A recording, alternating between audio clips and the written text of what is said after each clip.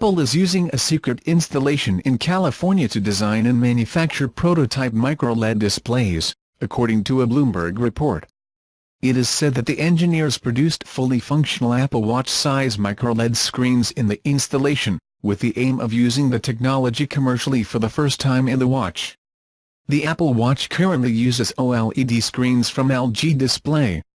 MicroLED is a new complex emissive display technology in which, like OLED, each pixel emits its own light instead of relying on the backlight of the entire panel.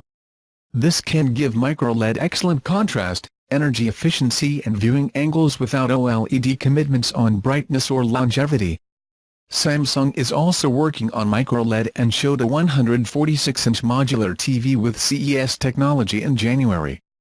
The television, known as the Wall, will go on sale in August, although no price has been announced.